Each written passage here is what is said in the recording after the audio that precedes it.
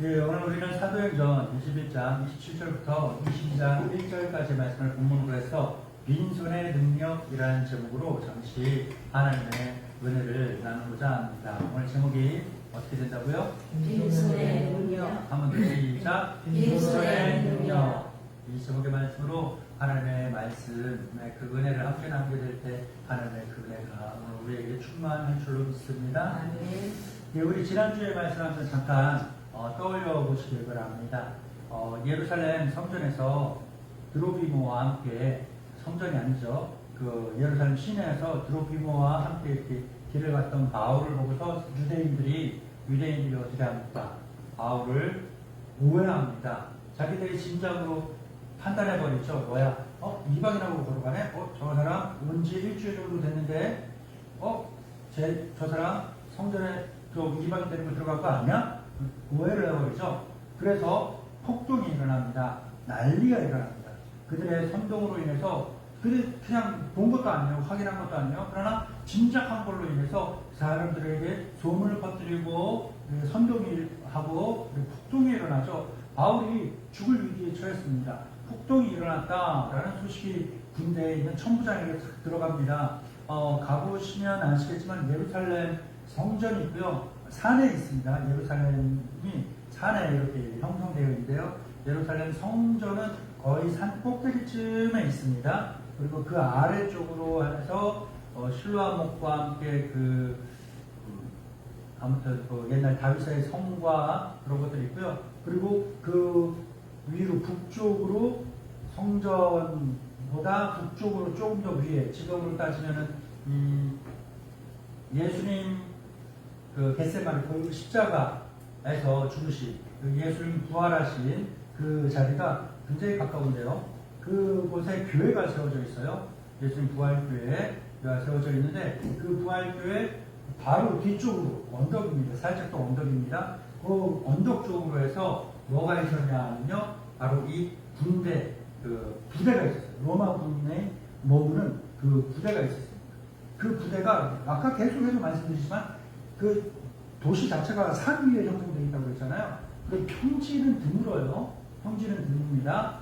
일부러 만들어야 되는 거고, 평지가 아니면 그 사람들이 돌아다닐 수 있는 그러한 길은 다 어떤 것이겠습니까? 비탈 아니면 뭐예요? 계단으로 다 되어 있는 거죠. 예, 그렇습니다. 그리고 그 높은 곳에, 성전보다 약간 더 높은 곳에 이렇게 부대가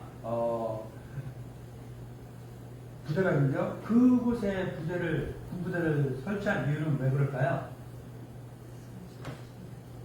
잘 보기 위해서, 잘 보기. 방어 목적도 있지만, 식민지 군인들 아닙니까? 그 사람들이 식민지를 관할하려면 관측이 수월해야 돼요. 뭔 일이 있는지. 특히나 예루살렘 성전은요, 유대인들이 핵심으로 따지는 것이고, 그 넓은 광장이 평평한 땅을 만들어 놨기 때문에 뭐 하냐면요, 사람들이 모일 수 있는 그러한 공간이 형성되어 있는 거예요. 말씀드렸듯이 산 비탈에 이루어져 있는 것이기 때문에 사람들 모이려면 힘들어요. 비탈에 모일 수 있겠죠. 설 수 있겠죠. 그러나 위험하고 힘들겠죠. 사람들이 잘 모일 수 있는 마당이 있어야 돼요. 바로 뭐냐? 바로 성전 앞에 있는 뜰, 마당들에서 사람들이 많이 모일 수 있는 공간이었습니다. 그래서 이 군대에서, 전망대에서 이렇게 보게 되면 그 광장에 사람들이 어떻게 모여있고 무엇을 하는지가 한눈에 파악이 되는 거예요. 그러니까 부대에서는 보초병들이 항상 있을 거 아니에요? 저 광장을 항상 내다보는 겁니다. 내다보는데 유대인들이 난리가 난 거예요. 소리가 시끄럽고 난리가 나요. 그 소식을 바로 천부장에게 보고를 하니까, 폭동이 일어났구나. 이건 진압해야 된다.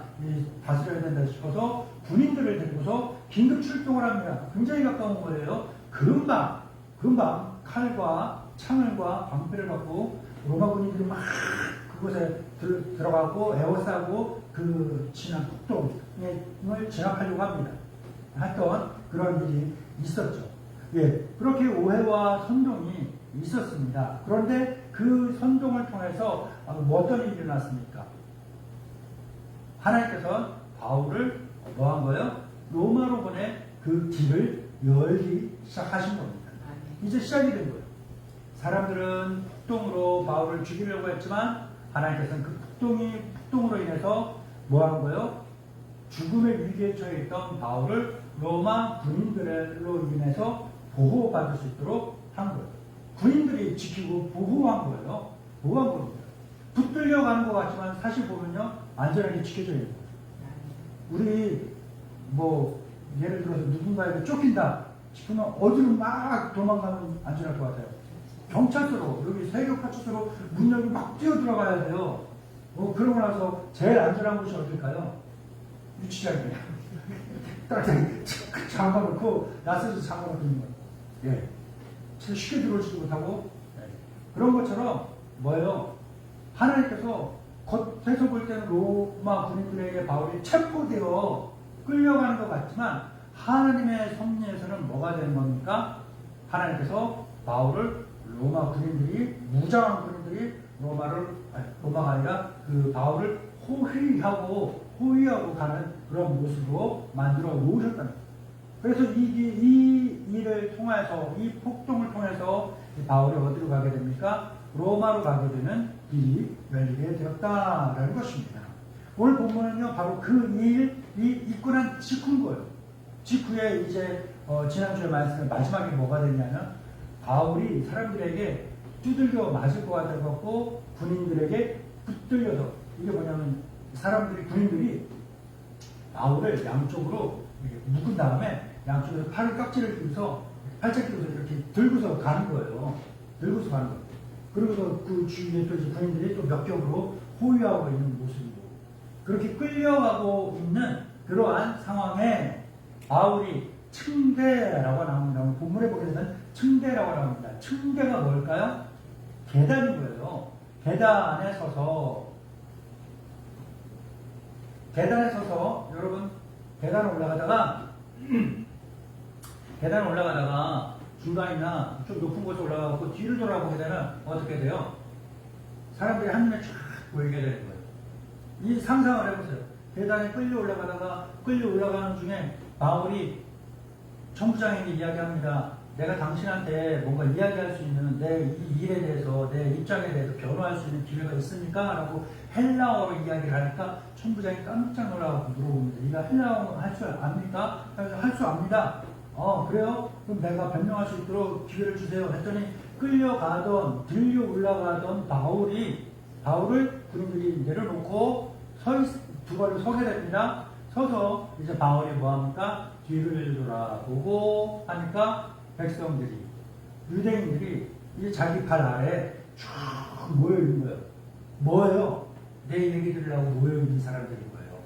날 죽이려고 했던 그 사람들이, 나를 망하게 하려고 했던 그 사람들이 이제 내가 위치가 이렇게 자리가 바뀌게 되니까 뭐가 되는 거예요? 내 이야기를 듣기 위하여 모여있는 군중이 되어버렸다라는 것입니다. 예, 이 이야기가 쭉 여기 나옵니다. 이때 하나님께서 바울을 통하여서 바울에게 주신 것들을 사용하시는 일들이 오늘 본문에 쭉 나오고 있어요. 바울을 하나님께서 사용하시는데 뭘 이야기하셨느냐? 바울을 하나님께서 사용하시기 위해서 이 순간을 본문에 나오는 이 자리에서 하나님께서 바울을 쓰시기 위해서 바울에게 새로운 능력을 주셨거나 새로운 은사를 주셨거나 뭐 그러지 않았습니다. 이미 바울에게 주었던 모든 것들을 가지고서 사용하게 하신 거예요. 바울은요, 길리기아 다소라는 큰 도시에서 태어나고 자란 사람입니다. 유대인이지만 헬라 문화권에서 자라난 헬라인이에요. 그래서 혈통적으로는 유대인이요, 신분은 헬라인의 신분증을, 시민권을 갖고 있는 사람입니다. 그러니까 이 사람은요, 모국어가 이중 언어인 거예요. 헬라 말도 그냥 태어날 때부터 했고, 히브리 말도 태어날 때부터 할 수 있었던 것입니다. 그리고 이 사람이 공부를 잘해서 뭘 했냐면 유학을 갔어요. 어디로 유학 갔냐면 예루살렘으로 유학을 갔어요. 유대인이니까 율법에 대해서 배우기 위해서 가말리엘이라는 대스승이 있습니다. 그 스승의 문화에 들어가서 열심히 율법을 배웠어요. 그러니까 바울은 당시 모든 사람들이 흠잡을 데 없이 가장 출세의 길에 딱 올라가 있는 엘리트, 엘리트 코스를 갖고 있는 그러한 사람이 바로 바울이었다라는 겁니다. 근데 이 모든 것들이 바울이 한때 다 갖고서 자랑하는 것이에요. 의기양양하던 것들이에요. 사람들에게 내세우고 내가 뭐냐면요 이야기하던 그 명함 만들던 그런 내용들입니다. 그런데 이런 바울이 모든 것들을 갖고 있고 사람들로부터 존경을 받고 부러움의 대상이 됐고 많은 것들을 자랑하고 살던 이 바울이 예수님을 만나고 난 다음에 뭐가 됐느냐? 이 모든 것들을 배설물처럼 여기고 똥처럼 여기고 토사물 해도 아까 권사님 화장실 가는데 긴급을 하면서 들어오는 거예요. 그래서 막 뭐라 해 뭐했으니까 들었더니 누가 똥 싸고 똥을 물을 안 들었어요. 나는 못 봤어요. 권사님 이야기해줘서. 그래고 난 어디 있냐고 오른쪽 하면 오른쪽 하냐고 그래서 정확한 위치를 아니까 이제 나는 그곳에 가서 문을 열고 다 알잖아요. 이제 보지도 않고 눈을 감고 뚜껑 닫은 다음에 물을 내렸죠. 나는 못 봤어요. 과자에 닿죠.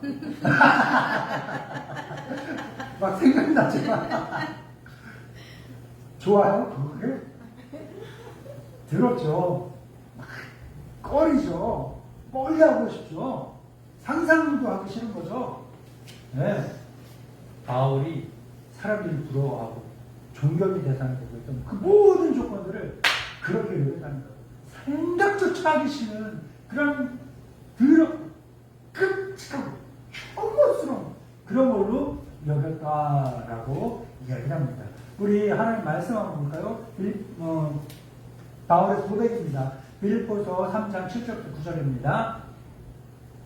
시작. 그러나 무엇이든지 내게 유익한 것을 내가 그리스도를 위하여 다 해로 여길 뿐더러 또한 모든 것을 해로 여기는 내 주 그리스도 예수를 아는 지식이 가장 고상하기 때문이다. 내가 그를 위하여 무엇을 잃어버리고 배설물로 여김은 그리스도를 얻고 그 안에서 발견되려 함이니 내가 가진 의미는 율법에서 난 것이 아니요 오직 그리스도를 믿음으로 말미암은 것이니 곧 믿음으로 하나님께로부터 난 의라. 아멘. 이거는요 자기의 모든 것들을 자랑할 만한 그런 것들을 그 모든 것들을 권세와 명예 이 것들을 배설물 여긴 거는요 바울 개인이 나 이렇게 살아야지 하면서 결단했던 개인의 결단만은 아닙니다.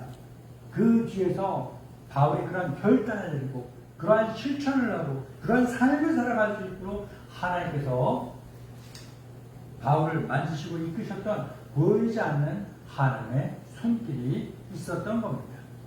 하나님께서는요 바울이 붙들고 있던 명예와 인정과 자랑을 어떻게 하게 하셨습니까? 내려놓게 하셨습니다.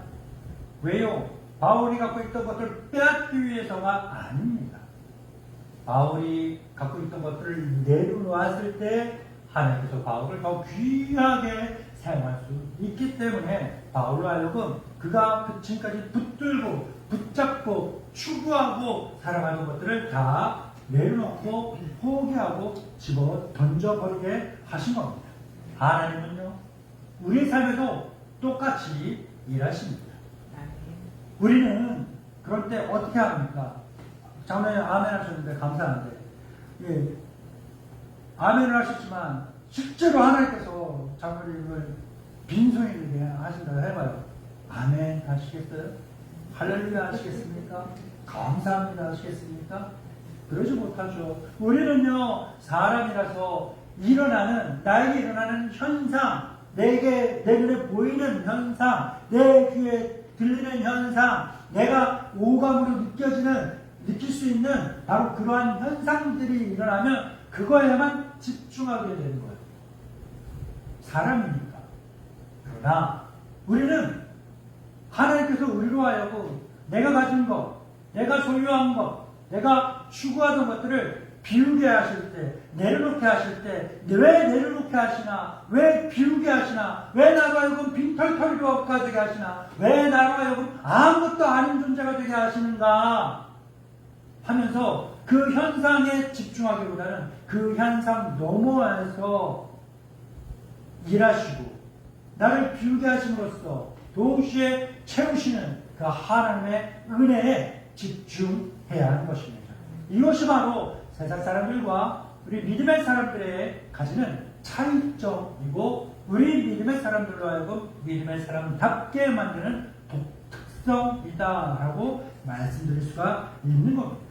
하나님은 바울로 하여금 자기가 가진 모든 것들을 내려놓고 비우게 하셨지만 동시에 그 모든 것들을 채우시고 그 채워진 주님의 것으로 채워진 바울을 크게 사용하신 줄로 믿으시기 바랍니다.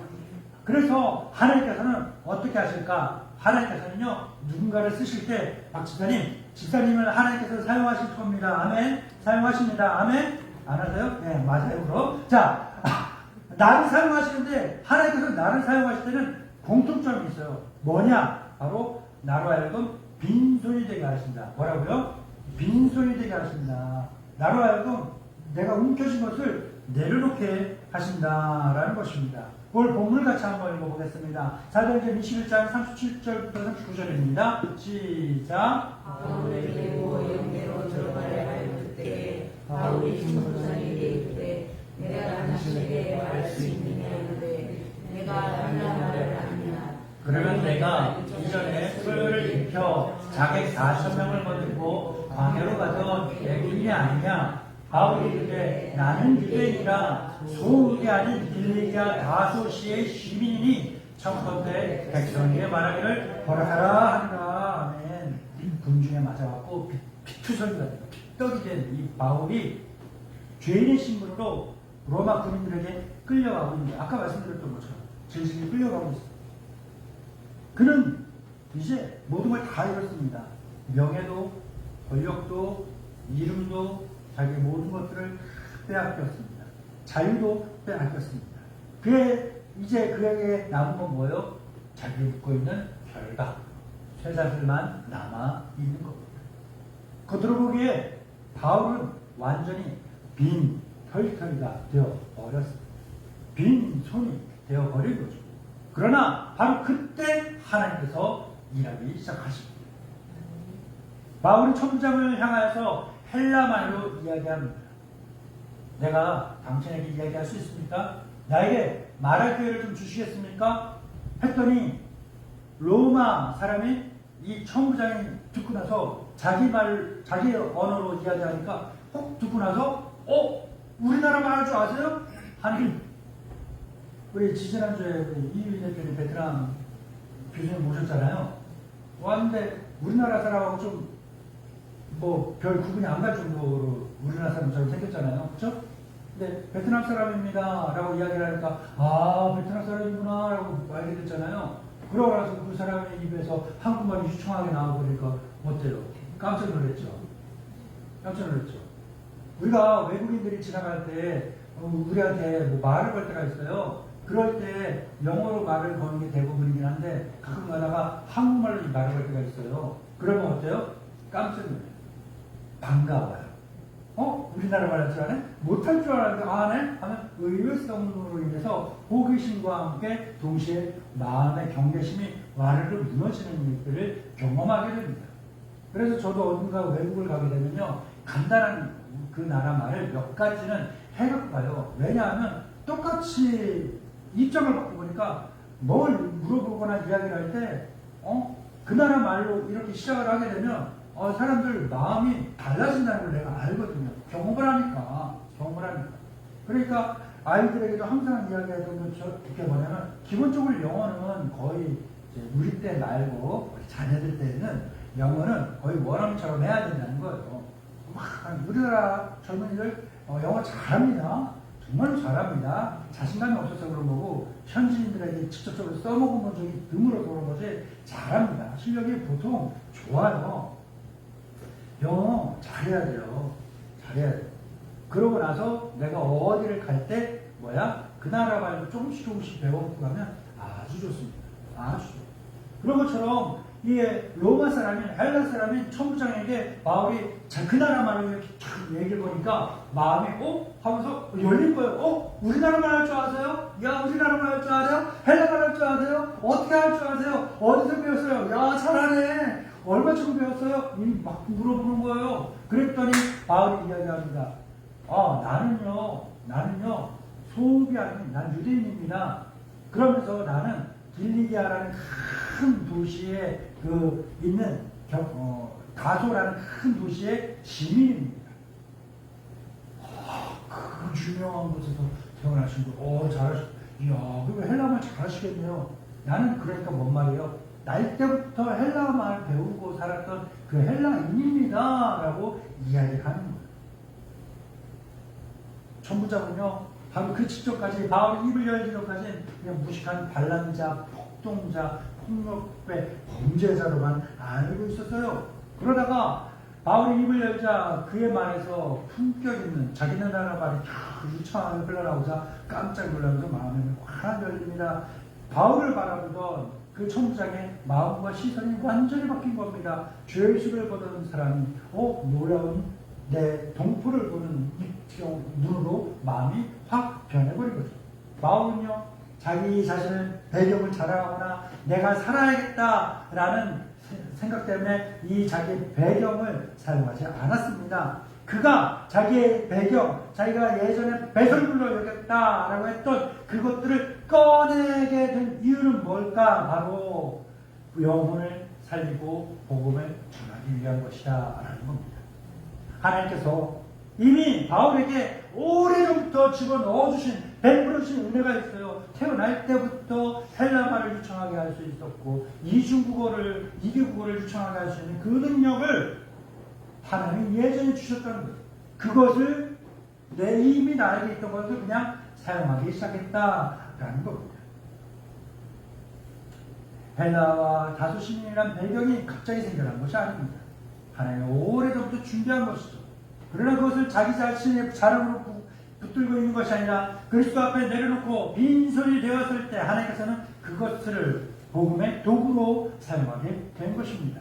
사랑하는 믿음의 동반자 여러분, 하나님은 우리 손에 있는 것들을 걷어가십니다. 내려놓게 하십니다. 그런데 무조건 강탈해 가듯이 빼앗듯이 그냥 가져가고 그만 끝나는 것이 아닙니다. 우리로 하여금 털털 털어서 빈 털털이가 되게끔만 하려는 것이 아닙니다. 하나님께서는요, 어떤 일을 하시냐면요, 우리로 하여금 내려놓는 순간 하나님의 것으로 다 채우시죠. 동시. 뭐와 같을까요? 수도꼭지에 호수를 연결하고 물을 틉니다. 어떻게 돼요? 물은 계속 호수를 통해서 바깥으로 나가버려요. 그런데 그 호수가 마르나요? 아니에요. 수도꼭지로부터 계속 끊임없이 물이 공급되는 거죠.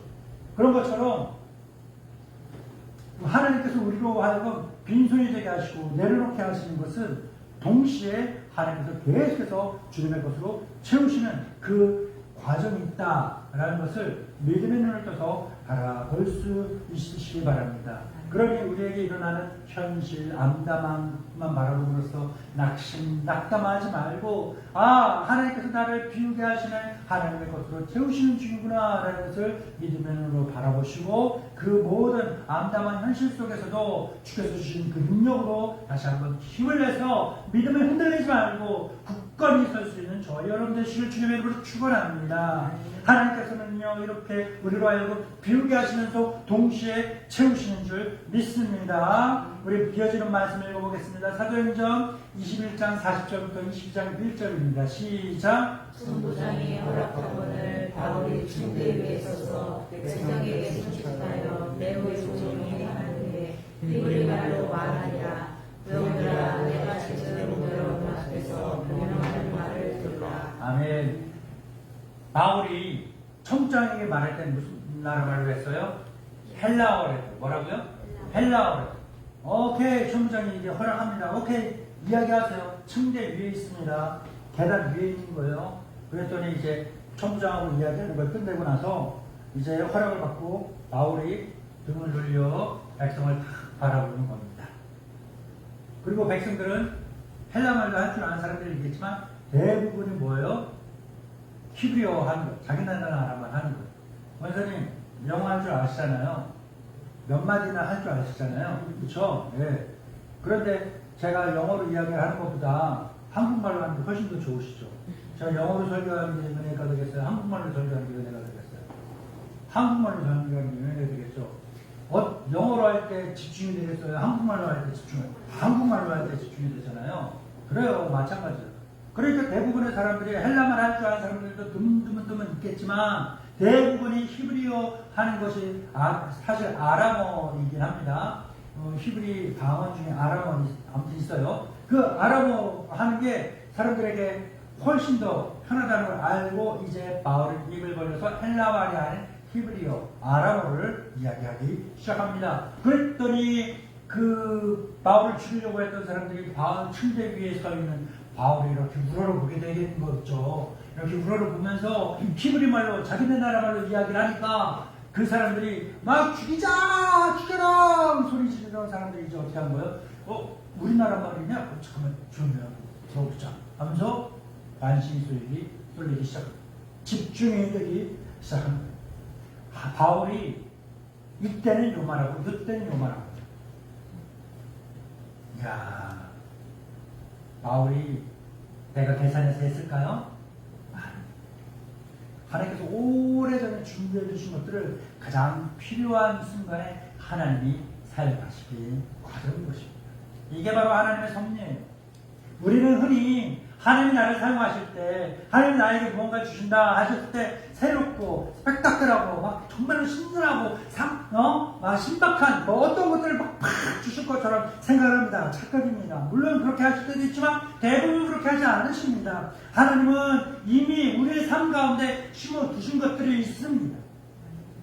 심어두신 것들이 있습니다. 그것들을 때가 되면 시기적절하게 적재적소에서 사용하시게끔 하는 것. 이게 바로 하나님의 섭리인 줄 믿으시기 바랍니다. 바울은요, 다시 한번 말씀드리지만 길리기아 다소시에서 태어났습니다. 그곳을 자라면서 헬라어와 히브리어를 자연스럽게 배웠고요. 예루살렘으로 유학을 가서 가말리엘 선생 문화에서 율법에 대해서 배웠습니다. 이가 히브리어와 헬라어를 배우고 그 율법에 대해서 배우고 그럴 때 내가 왜 이걸 배워야 하는지도 몰랐을 수 있어요. 우리 어른들은 부모님은 계속해서 공부해라 하잖아요. 근데 애들은 그렇게 말하잖아요. 공부하기 싫어하잖아요. 힘들잖아요. 왜 그래요? 입장 바꿔 생각해봐요. 나 어릴 때 공부가 그렇게 좋았어요? 즐거웠어요? 하고 싶었어요? 아니에요. 나도 하기 싫었고 나도 귀찮았고 나도 힘들었어요. 노는 게 제일 놀러 가고 싶었잖아요. 그런데 우리 아이들이 나와는 다르게 이렇게 공부를 잘해요. 그 얼마나 기쁘고 좋아요. 뿌듯해요. 그래놓고 뭐라는 거야. 내가 잘 길었구나. 내가 잘 가르쳤구나. 아니야, 지들이 잘한 거야. 지들이 잘한 거예요. 인정해줘요. 날 닮았으면 잘하겠어요? 못하지. 내 날 안 닮았으니까, 내 아내도 안 닮았으니까 잘하는 거예요. 왜? 얼마나 훌륭한지 모르겠어요. 근데 공부하는 거 즐겁고 재밌는 사람들도 있긴 한데 해보니까 힘들어요. 그 힘들고 어려워서 그만두고 싶고 포기하고 싶고 책 집어던지고 싶고 나가서 놀고 싶고 그런 마음이 가득했을 거예요. 바울도. 그때 당시에 왜 내가 이걸 공부해야 되고 내가 왜 이걸 힘든 걸 내 이 어려운 걸 내 이 지겹고 지루한 걸 왜 해야 되는지 그 이유조차 몰랐을 수 있을 거예요. 그러나 시간이 한참 지나고 난 이후에 뒤돌아 보니까 하나님께서 바로 이때를 위하여 나를 그 힘든 과정을 거치게 하셨구나. 그 힘들고 지루하고 하기 싫었던 것들을 하게끔 하셨구나 라는 걸 알게 됩니다. 하나님께서는 우리를 준비시키고 계셨던 겁니다. 우리 삶도 마찬가지입니다. 지난 삶을 돌아와서요, 많은 실수들이 있었잖아요. 실패도 있었잖아요. 정말로 하기 싫었던 공부, 정말로 하기 힘든 직장의 일들이 있지 않습니까? 그 순간 지날 때마다 눈물이 났어요. 마음의 아픔도 있어요. 상처도 있습니다. 그러나 그 모든 것들을 하나님께서는 허락하시고 우리로 하여금 경험하게 하신 겁니다. 왜? 하나님께서는 그 모든 것들을 모아 하나의 아름다운 나온 실로 엮어서 우리로 하여금 때가 되는 그 모든 것들을 그때 그 자리에서 가장 지혜롭고 현명하게 사용할 수 있도록 그때를 위하여 준비시키는 과정이기 때문에 그렇습니다. 그렇기 때문에 성도는 과거를 후회하는 사람이 아닙니다. 성도는요, 하나님이 지금 나 힘든 것, 나 어려운 것, 나 귀찮은 것, 나 이 고난, 이 모든 것들을 내 미래를 위하여, 하늘의 영광을 위하여 준비시키고 있는 것이구나 라는 것을 깨닫고 믿고 믿음의 눈으로 바라보는 사람, 이것이 바로 성도인 것입니다. 헬라는요, 하나님께서 왜 바울의 헬라어와 히브리어를 사용하셨을까? 바울이 뛰어나니까 막 드러내라고? 아닙니다. 천부장에게는 헬라어가 필요하니까, 그리고 자기를 죽이려고 했던 그 사람들에게는 히브리어가 필요하니까, 나를 위해서가 아니라 내 말을 듣는 그 사람들을 위해서 필요하니까 그것들을 배우게 되는 겁니다. 하나님께서 바울에게 채워주신 것은 단순한 언어가 아닙니다. 복음 전에 기회를 주신 겁니다. 영혼을 살릴 통로가 되게끔 하신 겁니다. 사랑하는 믿음의 동반자 여러분, 하나님은 우리 손을 비우실 때 다시 한번 말씀드리지만 그분의 것으로 탁 채우십니다. 그 목적은 뭘까요? 내 성공을 위하여, 내 안위를 위하여, 내 출세를 위하여? 아닙니다. 영혼 구원을 위해서.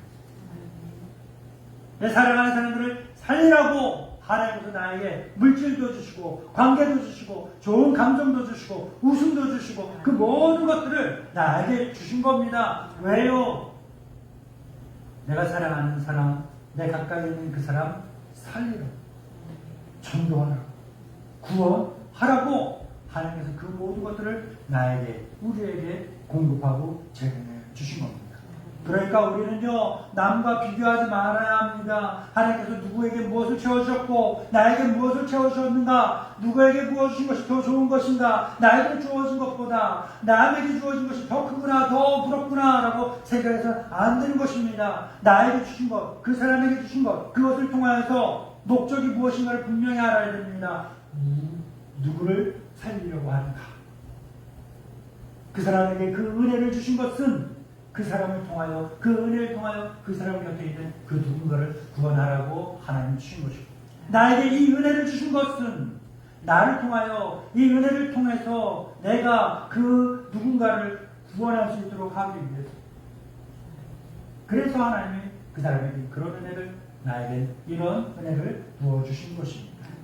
하나님께서는 이렇게 우리를 주님의 일을 위하여, 주의 영광을 위하여 사용하시기 위해서 먼저 비우게 하십니다. 그리고 동시에 하나님의 것으로 충만하게 채워주십니다. 근데 그리고 나서 끝날까요? 채워주시면 끝났습니까? 주유소 가서 기름을 넣었어요. 만땅을 넣었어요. 가득 넣었어요. 자, 이제 시도 끄고 사무실 들어가서 버스 타고 가면 되는 거예요? 가득 넣었으면 뭐 하면 돼요? 네, 그거 끌고 가야죠. 끌고 가야 됩니다. 자, 이제 바울 층대 앞에서 섰습니다. 불과 몇 분 전까지만 해도 군중들이 자기를 죽이려고 했는데 이제는 두세 살을 묶인 채로 그러면 뭐합니까? 자유도 빼앗기고 몸도 마음 갖추고 그렇습니다. 세상의 눈으로 봤을 때 바울은 지금요 가장 나약한 사람이요, 가장 실패한 사람이고 가장 불쌍한 사람입니다. 그러나 하나님께서는 바로 그 순간 그 자리에 있는, 그 자리를 능력 있는 복음의 강단으로 사용하신 줄로 믿습니다. 오늘 본문 다시 한번 자세히 살펴보시기 바랍니다. 하나님께서는요, 바울이 묶여있는 쇠사슬 결박을 먼저 풀어주셨나요? 아니요, 그냥 그대로 놔두셨습니다. 자기를 죽이려고 했던 그 사람을 다 불불이 터지게 하셨나요? 아니요, 그냥 그대로 놔두셨어요. 하나님은요, 바울을 통하여서 큰 일을 행하실 때 바울을 둘러싼 상황과 환경과 조건들을 먼저 바꾸지 않으셨습니다. 바울을 둘러싼 그 난처한 조건과 어려운 환경과 상황들을 그대로 사용하여서 바울을 통하여서 영혼을 구원하고 복음을 전하고 사람을 살릴 수 있는 그 기회로 사용하셨습니다. 바울이 서 있는 이 층대는 이제 더 이상 죄수를 신문하는 것이 아닙니다. 하나님께서 준비하신 복음의 강단이 된 것입니다. 조금 전까지 바울을 죽이자, 없이 하자 외쳤던 그 군중들이 그들이 이제 자기들의 목소리를 모두 다 조용히 하고 모든 귀와 눈과 마음 바울에게 집중하고 있습니다. 천부장은 질서를 유지시키려고 했지만 하나님께서는 그 질서 속에 복음을 심으셨고, 군중은 바울을 침묵시키려고 했지만 하나님께서는 오히려 복음 전할 기회를 열어주셨습니다. 이것이 바로 하나님의 주권입니다. 사람들은요, 상황을 만듭니다. 환경을 만듭니다. 그러나 그 상황과 환경을 사용하시는 분은 누굽니까? 하나님이십니다. 사람들은 쇠사슬을 채우지만 하나님께서는 그 쇠사슬에 묶인 그 사람을 사용하셨습니다. 사람들은 바울이 가야 그 길을 막아버렸지만 하나님께서는 그 막힌 길을 복음을 전하는 새로운 길로 바꾸시고 열어 놓으셨습니다. 그래서 그리스도인은 믿음으로 봐야 합니다. 눈앞에 벌어진 현상만 보고 머물러서는 안 되고 그 현상 넘어서 일하시는 하나님의 손길을 볼 수 있어야 됩니다. 훗날 바울은 자신의 이때의 삶을 되돌아보면서 고백합니다. 고린도후서 12장 9절 10절입니다. 시작. 나에게 이르시기를 내 은혜가 내게 족하도다. 이는 내 능력이 약한 데서 온전하여 지니라 하시니라. 그러므로 도리어 크게 기뻐함으로 나의 여러 약한 것들에 대하여 자랑하리니 이는 그리스도의 능력이 내게 온전하여 함이라. 그러므로 내가 그리스도를 위하여 약한 것들과 능력과 은빛과 박해와 공로를 기뻐하니 이는 내가 약한 그때의 강함이라. 아멘. 이 말씀은 오늘 본문에 바울을 가장 잘 설명해 줍니다. 바울은 약했고 쇠사슬에 묶였습니다. 그러나 바로 그 자리에서 하나님의 능력이 가장 크게 드러났습니다. 하나님께서는 그의 약함을 통해서 당신의 능력을 드러내셨습니다. 빈손도 마찬가지입니다. 하나님은 우리를 버리기 위해서 빈손이 되게 하지 않으십니다. 우리 자신이 아니라 하나님을 더 의지할 수 있도록 하기 위해서 빈손이 되게 만듭니다. 내가 나를 붙잡고 있으면 더 이상 하나님 붙잡을 손이 없잖아요. 하나님, 내가 나를 붙잡고 하나님 붙잡으려면 어떻게 해야 돼요? 내가 나를 붙잡고 있는 손을 먼저 놔야 돼요. 그래야 하나님을 붙잡을 수 있는 겁니다. 그래서 하나님께서는요, 우리를 사용하시기 위해서, 우리에게 큰 은혜와 복을 주기 위해서 가장 먼저 우리로 하여금 모든 것들을 내려놓고 버려 빈손이 되게 하시는 겁니다. 더 귀히 사용하시기 위해서, 더 크게 쓰시기 위해서, 더 큰 은혜와 복을 주기 위해서 하나님께서는 우리로 하여금 비우게 하시면서 동시에 그분의 은혜를 충만하게 채우고 사용하시는 것입니다. 사랑하는 예배 동반자 여러분, 오늘 본문의 마지막 장면을 다시 한번 눈앞에 그려보시기 바랍니다. 쇠사슬에 묶인 바울, 침대 위에 서 있는 바울, 그리고 그의 말을 듣기 위해서 조용해진 그 사람들은 바울을 주의 수로 생각했지만 하나님은 설교자로 세우셨습니다. 사람들은 바울을 묶고 있는 쇠사슬을 봤지만 하나님은 복음을 보고 계셨습니다. 사람들은 이제 끝이다 라고 생각했지만 하나님은 새로운 시작을 이루고 계셨습니다. 혹시 지금 하나님께서 여러분을 빈손이 되게 하시는 시간을 지나고 있는 분이 계신다고 한다면 눈앞에 있는 현실만 바라보면 낙심할 수도 있습니다. 그러나 믿음은 언제나 이 현상 너머에서 일하시는 하나님의 주권을 바라보는 것입니다. 그러므로 오늘의 본문의 바울처럼 쇠사슬보다 더 크신 하나님 바라보시기 바랍니다. 현실보다 더 크신 하나님을 신뢰하시기 바랍니다. 우리를 비우고 채우시며 가장 선한 때에 가장 아름답게 사용하시는 하나님의 손길을 끝까지 바라보고 붙드시기 바랍니다. 그렇게 해서 빈손 속에서도 하나님의 능력을 경험하고 언제 어디서나 주님의 영광을 위하여 귀히 쓰임받을 수 있는 저와 여러분 우리 모두가 되기를 우리를 구원하신 우리 구주 예수 그리스도의 이름으로 축원합니다. 주의 말씀을 의지하여 기도합니다. 그러므로 내가 그리스도를 위하여 약한 것들과 능력과 궁핍과 박해와 곤고를 기뻐하노니 이는 내가 약한 그때에 감사합니다. 아멘.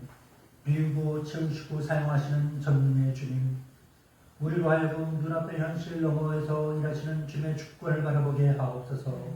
우리를 비우고 그리스도로 채우시며 가장 선한 때에 가장 아름답게 사용하여 주옵소서. 우리의 약함 속에서 주님의 능력이 나타나게 하시고 빈손으로 주님만을 의지하며 주님의 영광 위에 쓰임받게 하옵소서. 우리 구주 예수 그리스도의 이름으로 기도드립니다. 아멘.